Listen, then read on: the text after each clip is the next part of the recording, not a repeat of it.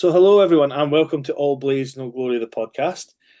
This is another Steel Queens edition. Not It's a work in progress. What this might be, because it might become a more regular thing. Is it going to be rapping with Rafter, or is it going to be Rafter's roundup? But anyway, introducing Steel Queens Northern Irish legend, Aisling Rafter. How you doing, Aisling? Hi, Rambo. Feeling good. I'm excited to be on the podcast again. I love chat and shite, so here we are. And Aisling may have broken you and McKee's record for swearing the earliest in the podcast, but there you go. And also, just for those of you, since it's an audio podcast, I will tell you as well that when I first asked Aisling how she was, she gave me thumbs up, not realizing that this is an audio podcast. So we're off to a flying start. That's Um, right. so Okay. Aisling, I guess not everyone will be familiar with your work, because obviously most of the times you've been on podcasts with me, it's been in the BIHA world, where it's a bit more close community, and there's people Yeah. more familiar with hockey and stuff. Tell us a bit about how you got into hockey and stuff. Yeah. So I started hockey when I was 15. I had never heard of it before or played it before. I actually tried field hockey in school and I hated it. So it was a bit surprised to me why I took to it so well. But I was at a Belfast Giants match. Me and my family went as a group, and it really brought us all together in a nice way. Something we could all talk about: the fights, the speed of it, everything. Just how amazing it was, the atmosphere. And my mum said, "I wonder if my kids can do that too." And my first of all, my youngest brother started it. He did it for a year, and I was sitting at the side every week, going, "Oh, we could give it a go." But there was no other girls really, apart from our friend Caitlin Morrison, that was really playing for the club. So it wasn't really something I thought was like I could do. And then a couple of the girls that went to the Giants with me turned around to me, was like, "Would you ever do that hockey thing?" And I said, "I'd give it a go." And there was a 5 week session for, so we have a 5 week taster group for like £70 or something. Rob Stewart ran, and yeah, and then I think I did that in like the end of the year, towards like May of, I think it was like May of 2015. And then in July, or was it June, whenever they do the Bristol tournament, I was over for that with the Scotland under 16s team, um, where I met my Scottish friends that I know now today. And yeah, that's where it all started. Right, cool. And so you obviously you came up through the Belfast system, Yeah. where there's not you can correct me if I'm wrong here, but there's not a lot of ice rinks in Ireland. How many ice rinks are there in the Emerald Isle, as it's called? In the Northern Ireland there's two, but in the Republic of Ireland there's none. So yep. And the two in the north are all quite close together, so it doesn't really give much opportunity for multiple different teams from different cities to form. So quite a lot of the time, um, teams from different cities all practice in the same place. So um, and people from Dundonald and like Castlereagh kind of form their own teams. Just recently, my friend Sarah McFarlane formed one called the Capybaras or something. Oh, I can't remember the name of it, but it's a really funny name. Um, and they kind of all form these rec teams that play each other. They've got a really good Irish system for that. But yeah, there's not many ice rinks for other teams to kind of form. Yeah, and then of course your hockey journey kind of changed when you decided to go to university in Glasgow. Uh, Yeah. you were probably the keenest member of the Steel Queens, in terms of you messaged us about a year before you actually were first touched down here. So Yeah. what attracted you to get in touch with the Steel Queens and continue your hockey over here? Well, I obviously knew like there was better places to do ice hockey other than Belfast, and like university gave me that opportunity to move to for a few years, just to give myself that experience. And I picked a course that was very long. And so I've had many years doing that so far. I'm just at the final year of it now. And I was stuck between going to Glasgow and Sheffield because I got very lucky to get offers for both. And thought medical school was kind of a lot better in Glasgow, but the hockey scene's a bit better in Sheffield. So I don't really know what to do. But then I decided to be a bit more sensible and go to what I thought was maybe a better scene for my course, which is why I reached out to the Steel Queens very early on, because I wanted to know what was happening. And because if I was definitely going to Scotland, I definitely want to be a part of the Steel Queens. And I was willing to make the commute to do university hockey, because that was kind of my dream to go and do, and had looked into the GBU stuff as well, and I was like, oh, I wonder if by my final year I'd be good enough to be on GBU. And yeah, and met Rambo and all of the Steel Queens girls, and it was just the best. Like, I just knew I'd found my way home there. Yeah. You mentioned being good enough by your final year for GBU. You, Yeah. you were off to Finland in your first year, Yeah. and you've had two trips with GBU. You've had your trip to Finland and your trip to Lake Placid. How have you changed since Finland to Lake Placid? With Finland being 2019 and Lake Placid being 2023, being this year. Yeah. Yeah. Well, and when I went to Finland, I was very shy and didn't really know anyone apart from Vicky and Amy, and all the girls in that group just seemed like heroes to me. So, like, getting to know them was class. And like, yeah, and yeah, so that was kind of like I was a baby chicken in that trip, which then became a bit of a leader in the next one. So I think that was probably the most noticeable difference. Um, just my confidence came kind of right out of my own shell that year, and yeah, I'm like totally different person now. So hockey's really given me that side of my confidence that I never knew I had. So yeah. And yeah, you've been a bit kind of modest though. You say a bit more of a leader. You were the captain of GBU for Lake Yeah. Placid 2023 at university. So yeah, you're trying to be a little bit modest, which is fair enough. But whilst you've been over here, you've not only kind of been doing ice hockey. I think you've been away to Montreal with ball hockey. Yeah. You've been to and you've been away with another sport, which is a kind of more a traditional sport than hockey even, but bandy. So tell us a bit about bandy, what it is, and how you got involved in that. Yeah, so GBU chat was active one for a bit, and I think it was Abby Thornton messaged us and said, girls, we're trying to make a bandy team, and no one really knew what that was. And honestly, yeah, there was that many hockey things going on. I was just like, oh, another hockey thing, like, what is this? And it was like Abby's trying to get this team together, or her friend was. And Vicky messaged me going, that sounds kind of fun. And Amy Thorpe also messaged me like, that sounds quite good. And I was like, all right, well, if my friends are interested in it, yeah, I could give it a go too. And Tom Parker phoned me and he had a wee chat with me, and he was like, I think you'd be a good fit for this team. So that was that. And then I was away to Sweden 3 times in my intercalated year, which was nice because I had the time to go away to Sweden and have those trips and make those memories. And they were honestly like some of my happiest memories, like going over to Sweden and meeting like real bandy players, and like discovering a new part of the world almost that I never knew existed before.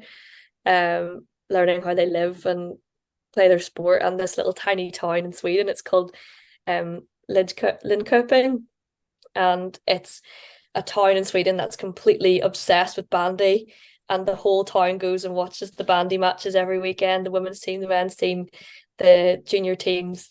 And it's a really fantastic sort of franchise that they've created over many years. And they hosted me and another girl to do a little mini camp there for a few days and meet them all. And yeah, they're considered complete legends in the town. So it was really cool to like skate beside them, and yeah, it was great.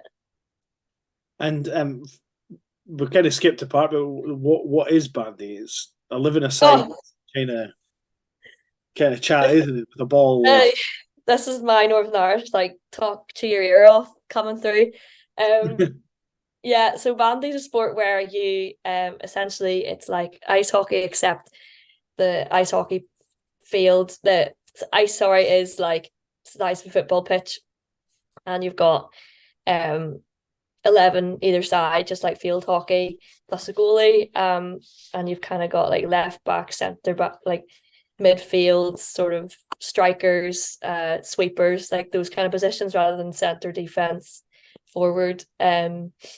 So you're kind of working with those kind of rules. So the game kind of looks a bit more like football, just with how spread out it is, and it's a really cool game. You play with a different stick and with a cork ball made of cork, um, which was an interesting adaptation we all had to make. And you shoot like a golf swing as well instead of like a slap, kind of holding your stick lower. You have to hold your stick like quite close together with two hands. So yeah, it's been an interesting learning experience for everyone. You guys went there. I think you got to the final, and unfortunately, were beaten in overtime. Yeah. What's next for bandy? Anything on the horizon? Yeah, so that was the World Championships in 2022, which was amazing. And yeah, we did so well, so much better than what anyone was expecting. And we were going for gold. We'd done so well with all the teams. We'd beat them all in the group stages, by 2 or 3 goals at least. And we were really like, this is great. Like kind of had some great strikers as well on our team, which helped, who had been in Sweden previously playing bandy. So yeah, I mean that was a shame that was in 2022, or yeah, it was 2022. So we've not seen a World Championships this year or the year before. No, sorry, that was 2021. Am I right? I've got my years confused. I think it was, I think it was 2022. yeah.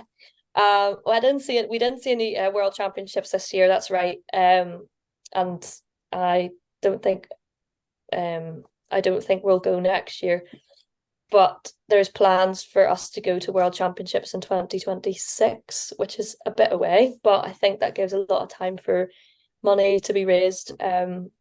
Because we were sponsored by a nicotine company, which which was which was great. But I think the bandy association didn't really approve of a nicotine company being involved with the sports sort of tournament. So that kind of limited how much money we could use. So I think we need some years to get the money back up again from 2022. So yeah, I think that's the next thing coming up for us. And Vicky Carson's very involved with that as well. She's planning on kind of giving a helping hand with that. So yeah. Cool. Well, moving away from bandy, we'll talk a bit more about the Steel Queens. Yeah. Obviously, you've been with the Steel Queens. I think in 2018 would have been your first sort of training sessions and games and things. Yeah. And so it wasn't quite the start because there was that first half season that you missed. But how have you felt the club has grown, and how do you feel about the direction the club has going since 2018? I think the club's going to completely explode over the next few years. Since 2018, like we went from, which I wasn't involved in at the start, but you're paying your own pocket Rambo to get the girls on the ice in Cope Bridge every couple of weeks, and that wasn't even our permanent ice rink at the time. Running a few friendly matches, getting like training a goalie just to be the goalie, like to have a goalie on the team, like from scratch.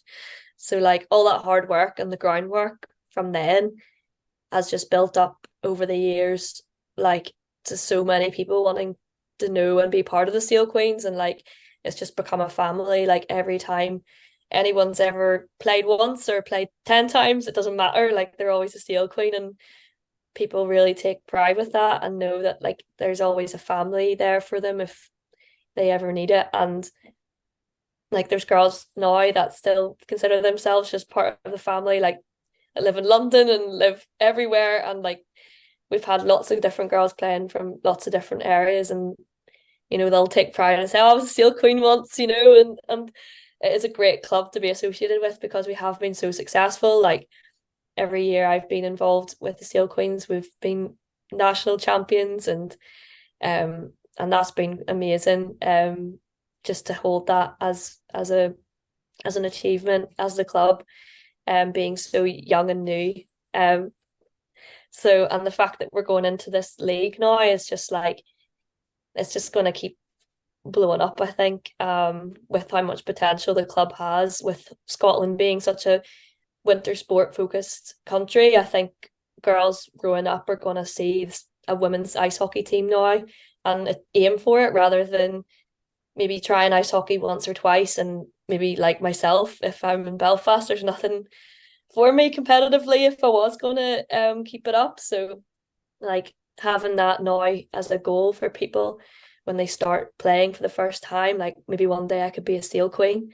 That's something that like you can't really take away from anyone now, and from Murrayfield, which is just a great facility now, to be a part. Like it's just a great club for people in Scotland and maybe Northern Ireland to think about joining. So yeah, I'm so privileged to be a part of its journey since the beginning, near enough. So yeah. And of course, we had three. You've been involved in all three BIHA University National wins. Yeah. And I mean, I think they were all special in their own way. Obviously, the first one was the first one. The second one was we didn't really have that. It was a weird year with COVID, so we weren't really training. Murrayfield wasn't open, and it made it more of a challenge. The team Yeah. wasn't quite as prepared, but somehow pulled it out in the end with your clutch goal in the dying minutes of the final to take it Yeah. to penalty shots. And then, of course, last year, kind of a bit more dominant performance from what was essentially an A team, but we had a B team as well, which just showed the sort of growth of the club. I mean, do you hold them all kind of equally special, or is there one nationals that stands out to you? Or um, I think I think so. Probably every nationals has been special for me in a way. So the first nationals were my first nationals, and I had leaders to look up to, like Michaela, Essie. I think Kendall was assistant captain then, and Nadine, like Maggie Benson, kind of Seal Queens legends that will always live on, and in the Seal Queens club, the names. And I feel like that was a really cool experience to play alongside them. The sort of second year we won, that was really cool, that getting that goal, because I never score, but I only seem to score in semi-finals and finals apparently. So um so that goal, yeah, completely, like I watched that video again, like because it just brings me back right to that moment where you were scrambling so much to get that goal. I think it was we were 1-0 down, 30 seconds left, like you can't beat it. And you pulled the goalie, Rambo, and it, like a lot of people feel itchy about people pulling the goalies in the last minute of play, and sometimes it doesn't work at all, but like that just worked for us. Um, and yeah, that was a really special year because I think we had to work a lot harder to get that win. And then sort of last year we kind of stormed it, but as you said, we had two teams there that year, like, which is just amazing. And the second team had just as much spirit and fight as the A team. And I think the A team really demonstrated some excellent hockey as well. Like that just like is just such credit to the Steel Queens club for people working so hard every week at training to deliver really good training sessions, and people like growing it from like the skills and development up, like with skating and drills and things that like we like people work really hard. And I think like the A team demonstrating that excellent hockey is as a credit to the work that goes on behind the scenes, and people's natural abilities too. But yeah, and the development team is also a credit to us too, because it's just the future as well. So it's great. Yeah. And Can't really pick a favorite year, but I think last year was probably probably one of my favorite years. I think if I was going to pick any, I think the last year one, and being taking like a C in that year too, and lifting the trophy with the two girls either side of me, I think that was quite special because I'd seen that in the first year of Essie and Michaela and Kendall doing it, and then me doing it. And last year it was kind of like, oh, that was just nice. Uh, Good, good. And we're now obviously now in the league. You mentioned that, and do you think that's been a step in the right direction for the club? And how do you feel that that's benefited the club and the players as well? Yeah, it's 100% where the club was heading. I think it's been heading that way for the last couple of years, just with the standard of play, actually. And we played recreational teams throughout the year, and all of them comment that, God, we're a great team. And like, I think we deserve the chance to be competitive and bring it to the league and show them what we're made of. Um, and get ourselves on the map really. And it gives us the chance now to go to Sheffield for more games and playoffs, which as a club we've never experienced. And I was fortunate to experience it last year with the Beacons, and I think the club's gonna just love that whole experience. And yeah, it's definitely the direction that the club needs to go in. Um and and what Scotland's ice hockey scene, I think, could do a bit more of as well. Yeah, I think it's definitely the right way forwards. Nice, nice. And in terms of obviously we're coming into the league, it brings new opportunities. We obviously now don't need to worry about players being eligible for the tournaments. Every player is essentially eligible when they come to us, subject Yeah. to LTCs and other various bits and pieces that we'll not bore everybody with. But in terms of one thing that's completely new, and it's new to me, certainly as a coach, is having junior players available. How do you think they've enhanced the club? Oh, so previously being in the university league, we've only had people as young as 18 able to play for us. So now that we're in the league, I think is it 15? Is that the 14. youngest? 14. 14? Yeah, Violet's only 14. And we've Oh yeah. somebody that trains with us who's 13, but well, you know, at the moment too. So we Yeah. like to train people from younger than 14. But, yeah. Right. Okay. So I thought it was 15, but yeah, it's definitely opened a door for people to get involved in women's ice hockey in the league from a younger age now. And we've had players like Violet and Caitlin and the lassie from Aberdeen. Remind me her name again. We Jess. Jess. Oh yes, Jess Bridges. Jess Bridgerton, is it? Bridger. Bridger. Bridgerton. Yeah. Jess Bridgers, yeah. She's so lovely, and like she comes all the way from Aberdeen, and she's just brilliant. It actually just brings a different kind of energy that the club didn't have before. A bit of competitiveness and a bit of ambition, I think. I know me and Caitlin played together last week, and I was kind of like, oh, I don't know like how this is gonna go. Like we'll see. And then me and her played so well together, and I think like actually being a bit of a guiding giving a bit of guiding hand to younger players is really hugely rewarding. And I think coaches in the club are going to find that a really rewarding experience, kind of being leaders for them. And it's not just students anymore that are coming through, but we can develop people from really young and people that don't even go to university. So it's really cool. Yeah. Cool, cool. And we obviously we've had 5 games, if you include the Solway game, which was strictly not speaking a league game. Yeah. We're 4 from 4 in the league. We've got 10 games, 10 games after Christmas, just to make our life nice and complicated. But how did you took part in 2 of the games? There was a couple that you were not available for. Uh, Yeah. how did you feel that like the sort of difference between that and our usual sort of playing a recce team, kind of like the vibe, the feeling of of the players? Was there more of an excitement to it or slightly less? I think definitely that first league game people were buzzing for. I think the chance to play against a women's team is hard to come by in Scotland. So the fact that like teams are going to travel up to play us now from England is great.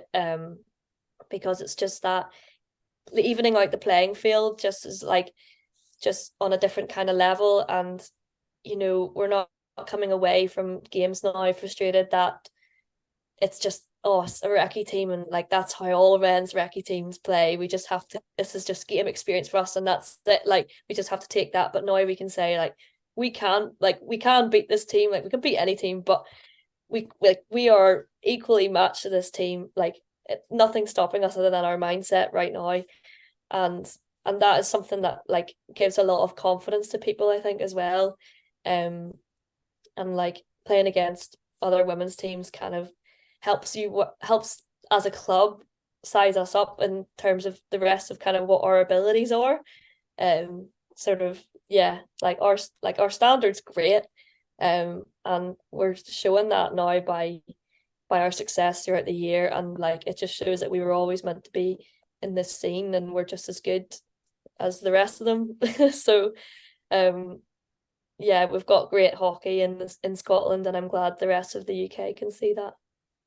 Cool. And that first game, I think probably the one to focus on in terms of you mentioned the excitement of all the players and stuff, but Yeah, obviously Widnes traveling up, and we're playing at a bit of a weird time because of various travel issues that they would have had, which is not a problem, but they obviously got the first goal in that game.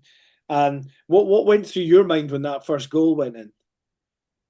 so I think a lot of us were nervous going out to that first game, because we've heard this team were pretty successful last season, and they've got a few good players, and I think none of us knew what our standards were compared to them. I think we'd played them in Bristol and lost to them, so we were all a bit anxious. And I think our first period we were kind of just figuring it out, kind of watching what they did and kind of defending against them and not really playing our own game.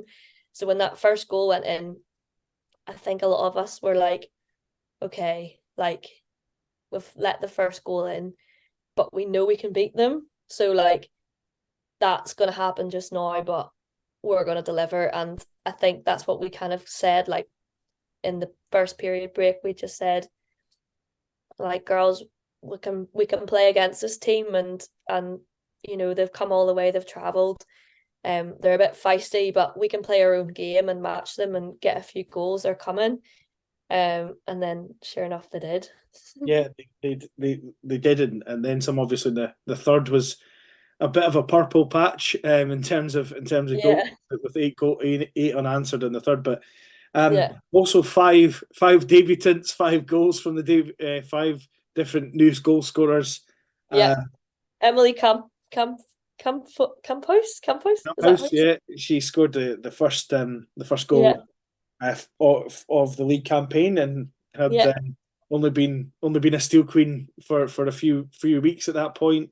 Then Nikki Cracking Russell, player. Yeah, yeah, Nikki Russell. Yeah, Nikki Russell, who my mum kind of helped teach skate about 2 or 3 decades ago. So it just shows this full circle sometimes, yeah. how things That's go. special. So we've got all these new players and things, and moving away from the league side of thing, we obviously played Solway, and you weren't at that game, but I think you maybe watched some of it or caught some of the live stream. Oh Um, yeah, I was at they, home watched it. yeah, they're the club that's been around sort of 10 years, so they've been around maybe twice as long as we have, and they've been in the league all that time. What did you make of that game compared to say the others? It was obviously quite a tight game, and they've got an unbelievable goaltender as well, Yeah. which obviously helps them. Um, but they're in the league above now, having been last year's champions of the league we're in. What did you make of that game, and was that win significant, or was it just another challenge game for us? No, that win meant everything to the club. I think it just kind of set that bar as to like what we can maybe aim for in the future. And Solway team playing in Premier League, and granted they didn't have a full team that day, and they came up to play us. But when our first goal went in, I thought, right, like we are a team, like we can do this. Like there's the sky's the limit for this club. Like, and like I was just thinking, like, I really hope we can be successful against this team, because I think it would give people so much confidence going forward, that we can like match clubs like in the league above us, and that's something that we can aim for in the future. I guess playing against some old teammates as well was a challenge for some people. Vicky Carson being on the Solway team now, and she used to be a captain of the Seal Queens. But I think overall it was like quite a friendly enough game. I think we can have a great sort of friendly rivalry with that team as well, going forwards, and they're always kind of welcome in our barn. So it was a great game to have, and I hope we continue that even if we're in different leagues in the future or whatever. Yeah, I really hope that continues. Yeah, so it was a great win. I remember being at home going like, yes, when we did get that win. It was just what the club deserved. Cool. And before I go into something a little bit closer at home for you, just obviously this year we've not only got more players, but I would say we've got more coaches available to us. Yeah, We've had Jamie for a few years. Jamie Turnbull has been yeah. helping coach. Ryan's helped us a couple of times. Ryle Cochran, pretty sure I butchered that.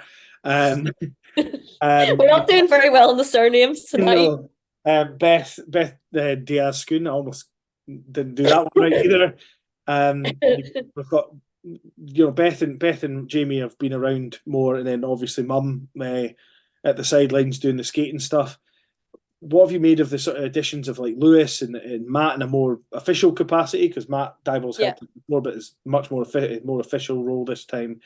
Kenny's yeah, been around a lot more. Obviously, it's busy season for his line of work at the moment, so we've yeah, not seen him in a few weeks. And Lewis has joined us in an official yeah. capacity as a foundation coach. What's you made of these sort of additional coaches, and do you think having these extra coaches is really helping pushing us on as well? Yeah, I think the sort of foundations that we have as a coaching team is like second to none. Like I don't know many other clubs in the UK that have that many people with the level of expertise that some of them have, like at our disposal. We're very fortunate to have. Like, and Lewis is a great guy. Like I know he's made like he's like friends with most of us, and he like enjoys being around, and he's always someone I feel like I could go up and ask anything about too, and he's so helpful with like defensive zone stuff. And I think he's really brought a lot of like the development players on, and he puts a lot of confidence in people as well, and he's always up for a bit of a laugh. So I think he's a great guy to have around. Yeah, I think he's a lovely lad. Jamie's so knowledgeable and has always got something to offer. I'm assuming when you're making the drills and designing training sessions, he's always got something to offer you guys. If you've got a 10-minute bit where you don't know what to do, he's got a sort of menu of things in his mind. And Beth's got invaluable experience as well, and it's just a nice female role model for people to have around. And yeah, they've been great. And they're always up for a laugh too. And like, when you go in every week, they're gonna have something to say, oh, you're late again, or they're like, they know everyone so well, and they just make the time for people. So I think they're a great coaching team, and yeah, we're lucky to have them all. Cool. And obviously, just we finished our last game 3rd of December, so we had our annual Christmas Cup just on Wednesday there. And the last podcast we had, sort of recap of that, and we spoke to some of the Yeah. girls. How important do you think things like the Christmas Cup and stuff are for like giving that club camaraderie where the development players get thrown in at the deep end with the experienced players and stuff? Well, I think we had Abby and Louisa on my team, and they had just started playing hockey, and they were like a bit of a rabbit in the headlights. And sort of me, Beth, Kelly, and Emily Camphouse were on a team together, so we've got a bit of knowledge between us all. So I think I think it's great because, you know, they're thrown in the deep end and they're like, oh, I don't know what I'm doing. And then you kind of like guide them, and whenever they're, you know, get a pass or they shoot it, or, you know, by the end of that Christmas Cup, they were different players. They were getting stuck right in. And I think it's a kind of like monkey see, monkey do. I think with hockey, you just kind of you do have to like be thrown in the deep end to kind of pick up a couple of things every week. And I think I was speaking to Anna Stapleton, and she was like, sometimes I come off and I don't feel very good. Like I feel like, and I think that's like constant. It's a constant drive to like learn, be a bit better, or learn something else, or, you know, lift your head up when you've got a puck on your stick. Like there's always a constant drive to improve. But I think for being thrown in the deep end is a fun way to do it. And getting stuck into matches and gameplay it gives people kind of why they do your kind of edge work and why you do your kind of puck handling. It gives a bit of context for people. So I think like Christmas Cup and doing it in a fun way, like the Christmas Cup, is really good. Um, and yeah, it always kind of brings back some competitiveness between players and the club. So, and I think that's great. And to get a bit closer at home, obviously you mentioned Ireland. Yeah. Recently, I think it's maybe been on the go for a while, but there's now a Team Ireland went to Worlds this year, and unfortunately you weren't able to go with them, but you did Yes. organise their warm up tour with the Steel Queens kind of select going, because there's a couple of beacons in there as well, and a Kingston Diamond. But um, in terms of Team Ireland, how did you get involved in that, and what did you make of the tour, and you know, and the Steel Queens sort of now having a bit of a link with Team Ireland as well? Well, I've kind of, when I moved over to Scotland, I kind of thought this is a relationship I hopefully, being Northern Irish, can hopefully establish and maintain hopefully as the years go on. And I'm really glad it's kind of been something that we managed to do. Eventually, with COVID, I think I'd thought about doing it before COVID, and I think with COVID, everything was just a bit upside down. But I'm glad it happened this year.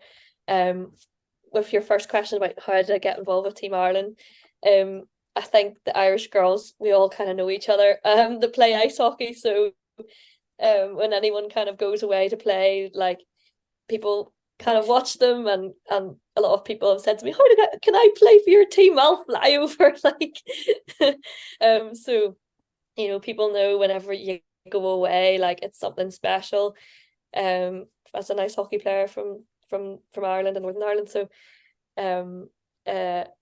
I think that's probably why they kind of knew of me. And I was also kind of been involved with the Irish roller hockey team as well. So a few of those girls would have known me through that and recommended me to the coaches. So yeah, that's kind of how I got involved. And it's been a growing sport in Ireland as well. So I'm always about development. So I like I'm really, it's really good to have sort of an eye on what's going on there, because it can help develop hockey in UK and Ireland. I think if we can build that relationship and make other teams go over there. I think Coventry went over for a weekend too last season, and I think it'll develop hockey, and I think Ireland will offer something in the future to the rest of the UK, whether that be a Belfast tournament or, you know, having some teams over. I think there's definitely scope in the future for things like that to happen whenever the relationship is continued. So yeah, they're a fun group, and they work really hard to get to where they, like, girls travel from Cork up to Dundonald, which is like a 4-hour drive for hockey, just for a training session. So the level of commitment there is insane. So yeah. But the Belfast tour was also great. And I think everyone enjoyed the trip on the boat, and it was a really relaxing weekend for people. And I think the Steel Queens came away with 2 wins. First night was a close one. Second night they'd come together a bit more and were able to walk it a bit better. But the Irish team learned a lot from those 2 games, and I think prepared them very well for the cup going forwards. So yeah, And great weekend. and not to be outdone, obviously, we've the Team Ireland have been hospitable to us. We're hoping to have them over here, maybe in Yeah, Murrayfield, maybe in Borders. We don't know exactly the format yet, but yeah, we're hoping to do that, and I think it's a show of from our point of view is a show of how we've grown, that we can almost platoon our yeah, squad for it as well, because I was looking at it and we can almost do two different squads for the two different nights, so the Team Ireland get to play two teams essentially whilst playing the Steel Queens. So um, we're really looking forward to having them over, and it was good to see some players. Just on Team Ireland, Caitlin Morrison must be putting in the air miles with Team Ireland and the such, playing for Whitley Bay whilst that tour was going on as yeah, well. So for those of you who don't know, Caitlin's from Belfast, lives in Belfast. Actually played for the Steel Queens and was won our Queen's Jester Award along with Sophie Campbell in nationals. yeah. And just great all round player. So been it's been nice to have that relationship, and I hope Team Ireland will have a great tour back. Did anyone learn the hard way on the tour not to have an Ulster fry and then play hockey? That's what I really want to know. I think the Ulster fries were saved for the Sunday morning, so after the two matches. Um, Luckily, I think maybe one of the girls had Belfast Bap on Saturday, which is an Ulster fry and a roll. Um, Oh no! and I think that was Brody. I think Brody got a Belfast Bap. So I've asked her how it was, and she said it was great, but I can't remember if that was before or after the game. I think that might have been the Sunday. So I think they were lucky to get away from that. But I think the late night games suited the club because they're used to playing that late as well. But yeah, hope in future we've got a bit of an earlier face off so the girls can experience a nightlife as well in Belfast because it is great. Brilliant.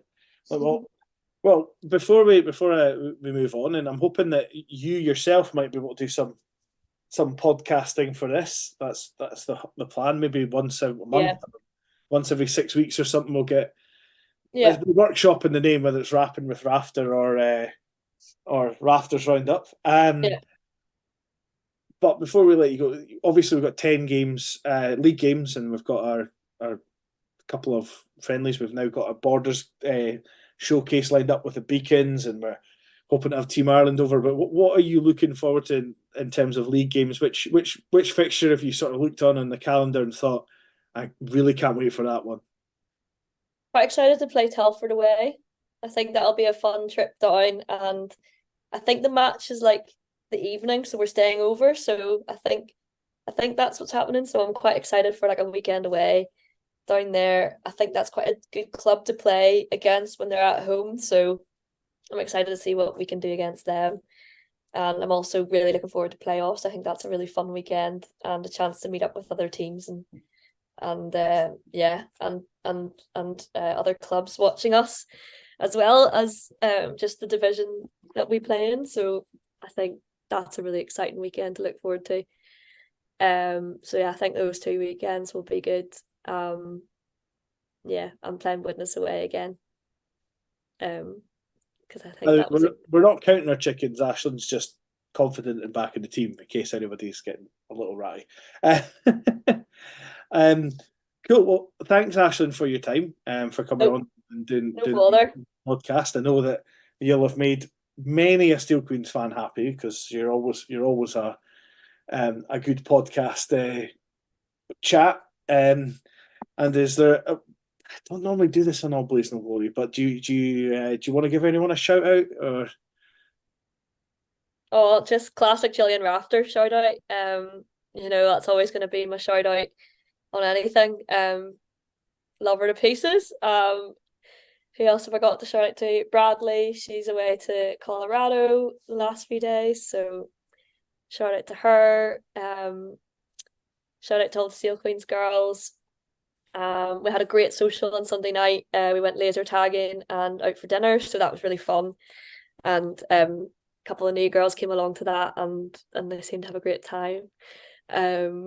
Emily Camphouse is pretty good at the laser quest. She was maxing out the scores. So yeah, and Lynn as well. Shout out to Lynn for organising that. That was really fun. A good team bonder as well. So yeah. And Isla Gray, obviously Isla Gray, she's a great woman. So shout out to her too. And there you go. Well, thanks so much, Ashlyn, and we'll definitely look forward to the next time you're on. Maybe you'll not be on with me. Maybe you bring somebody else on as a guest. I don't know. Um, I'm sure Maybe. you and some of the other nutters in the team could do great work. So thanks so much. Yeah, no bother. I think we'll have a few maybe old and new Steel Queens on the next time and have a bit of a laugh. Really, cheers. Yeah.